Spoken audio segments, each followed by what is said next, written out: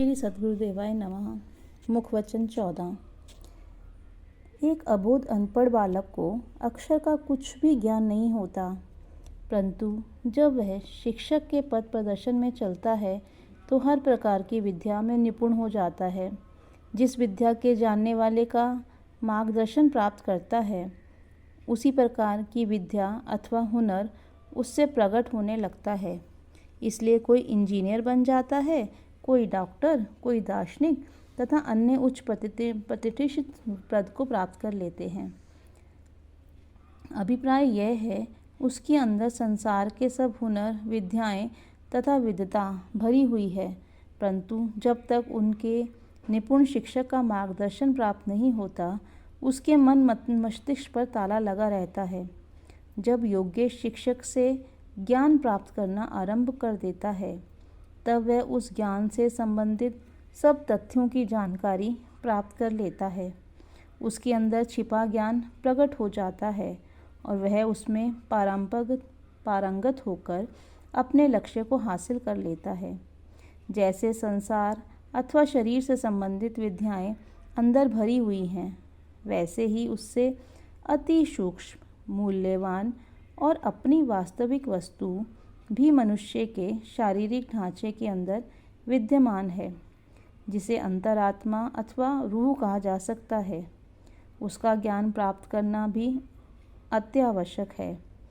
आत्मिक ज्ञान की जानकारी प्राप्त करने के लिए जीव को आध्यात्मिक गुरु की परम आवश्यकता है।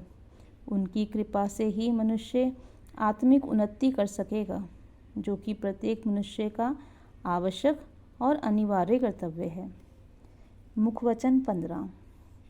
महापुरुषों की वाणियों से इस बात का ज्ञान होता है कि वस्तुतः सच्चा सुख कहाँ है और कैसे मिल सकता है।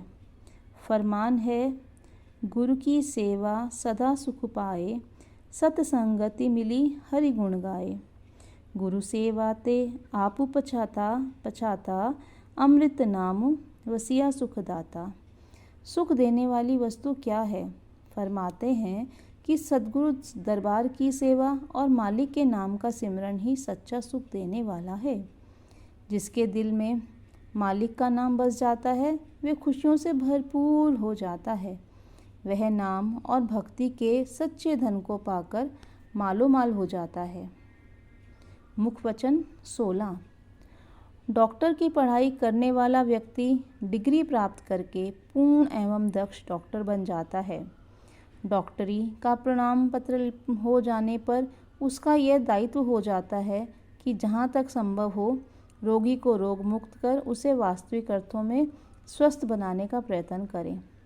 दूसरी ओर रोगी भी डॉक्टर के पास चलकर आता है तो केवल इसी आशा में लेकर और इसी प्रयोजन से कि वह डॉक्टर की देखरेख में रहकर और उसके आदेशानुसार औषधि का प्रयोग करके तथा पथ्य में रहकर पूरी तरह निरोग एवं स्वस्थ हो जाएगा। कोई भी रोगी यह नहीं चाहता कि डॉक्टर के पास जाने के उपरांत भी उसका रोग दूर ना हो अथवा उसे स्वास्थ्य लाभ ना हो, क्योंकि वह डॉक्टर के पास जाता ही इसलिए है ताकि वह स्वस्थ हो सके। जहाँ चिकित्सक योग्य और पूर्ण हो और रोगी भी चिकित्सक के आदेशानुसार औषधि का सेवन करे और आवश्यक पद पर भी ध्यान रखे कि तो कोई कारण नहीं है कि इसका रोग पूरी तरह नष्ट ना हो और वह पूरी तरह से स्वस्थ ना हो।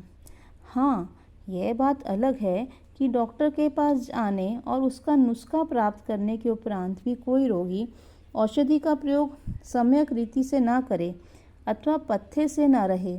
ऐसी स्थिति में उसे निरोगता कदापि प्राप्त नहीं हो सकेगी।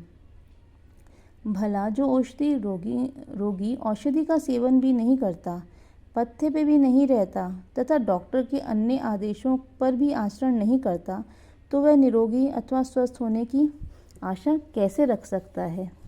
यही सिद्धांत आध्यात्मिक सृष्टि में भी चरितार्थ होता है। सत्पुरुष सतजन आध्यात्मिक चिकित्सक की भांति होते हैं। वे संसार में मात्र इसी उद्देश्य को लेकर आते हैं कि संसारी जीवों को आध्यात्मिक रोगों का समूल नाश करके उन्हें आध्यात्मिक दृष्टि से निरोग एवं स्वस्थ बनाएं। जो सौभाग्यशाली गुरुमुख उनकी शरण संगति प्राप्त कर लेते हैं, उनके आदेशों पर आचरण करते हैं और उनके बतलाए हुए नियम के अनुसार औषधि का सेवन करते हैं और पथ्य से रहते हैं, वे निस्संदेह आध्यात्मिक स्वास्थ्य अर्थात शाश्वत आत्मिक सुख आनंद को प्राप्त कर लेते हैं।